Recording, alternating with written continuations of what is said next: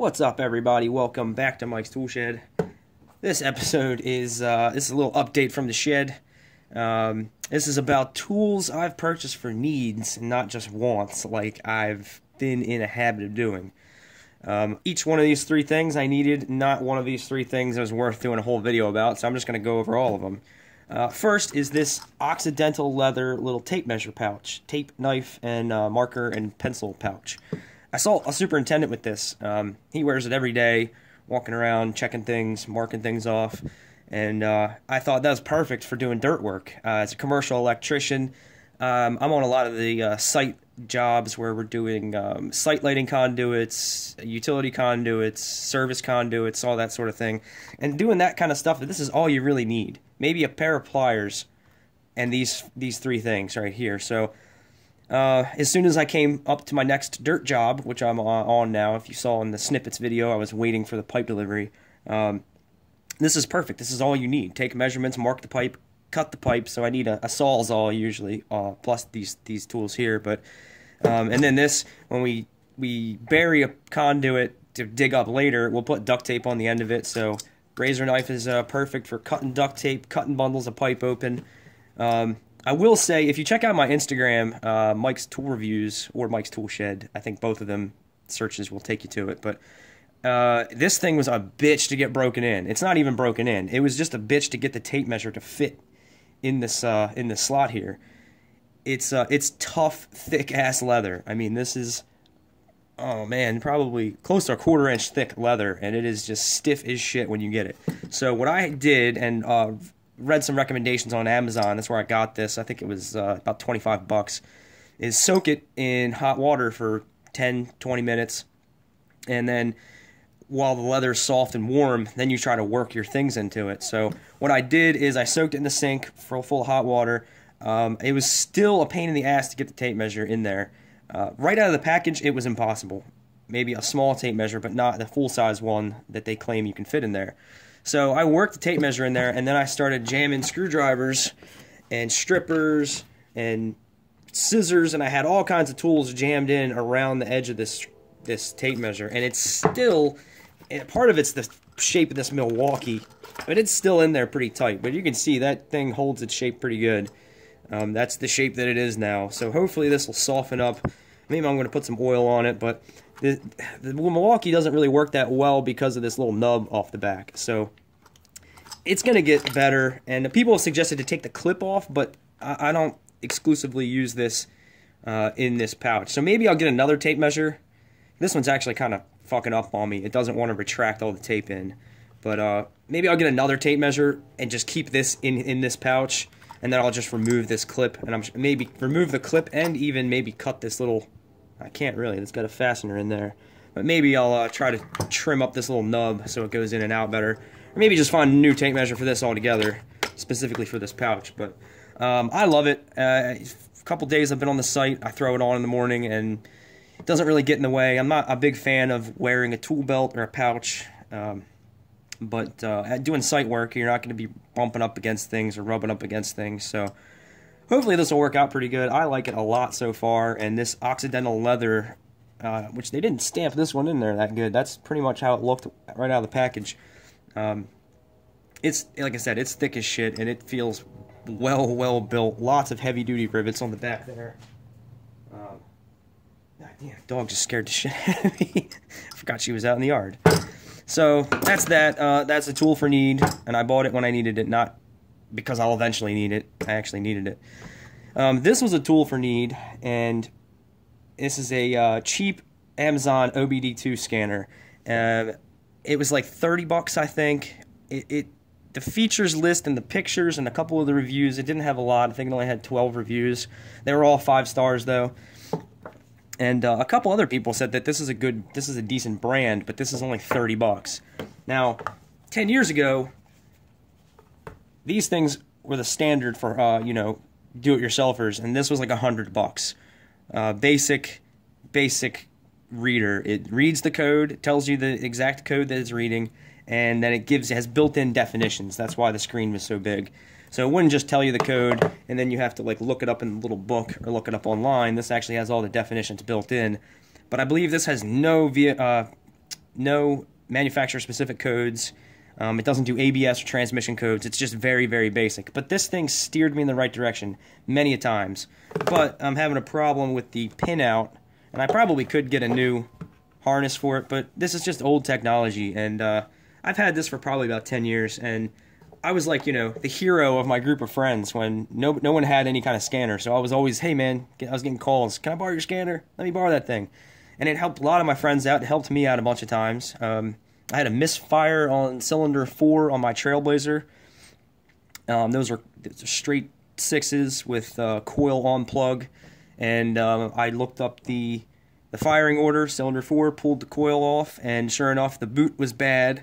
Water had gotten down in there. Replaced the coil, replaced the boot and everything, and it was good to go. So definitely saved me time and money. I'm no expert, but these are just good to steer you in the right direction if you have no idea what the, you know, if you have a check engine code, knowing what the code is, you know, it puts you light years ahead of the game as far as diagnosing it. So my complaints about this one is it doesn't have any internal power, so it has to be plugged in to work. Whereas this one, this old one, at least had 2 AA's, which my buddy lost the fucking back door to it. Thanks, Ricky.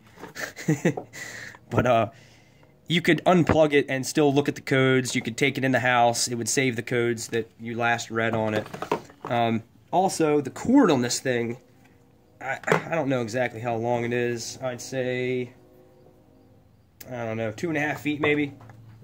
Where the port is on my Subaru, I actually had to even look at this thing. I had to push it like through the steering wheel to look at it.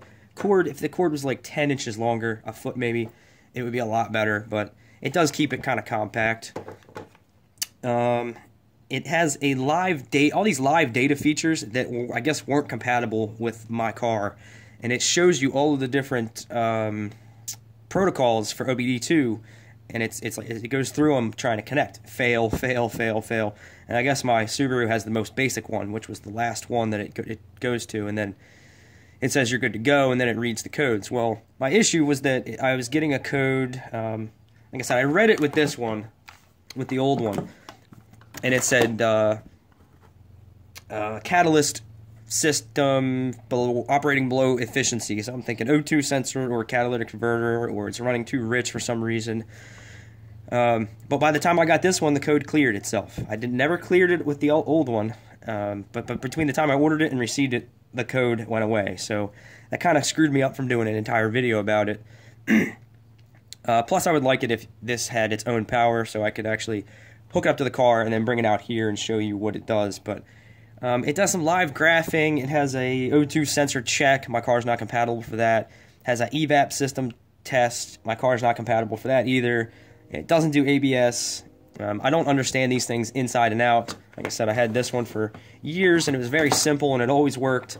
But this one does a couple extra things that I'm not real familiar with. But it's a little more convenient and all-in-one package than using my Bluetooth and my cell phone with an app, which that's really good too. I actually can't find my Bluetooth module, so that's why I didn't buy another one of those. You need your phone, the Bluetooth module. I just wanted the standalone thing, and I could let someone borrow this if I had to, or I could just take this and not have to find that little dongle that you plug into your car. So it was, I'd say it's right on point with $30. You know, there's like this was $100 back in the day. For $100, you get way more of a scanner than that now. You get something that does manufacturer-specific and ABS and transmission codes. I'd say these are about the same. So what used to be $100 is now about $30. It includes graphing options, but my car was unable to process graphs for this thing for some reason, so it worked. I just can't use it because my code went away. So I guess whatever the problem was sorted itself out, or I don't know. I don't know why it went away. But not too bad. It's a launch I don't even know how to pronounce that. V+, whatever. No serial number. That's interesting. They put a spot on it for it, but don't have one. Okay, so that's that. Not too bad. And my last thing is this $10 fluid transfer pump for whatever. I specifically bought this to get bad gas out of things or to drain gas tanks. I can't see myself using it for anything else.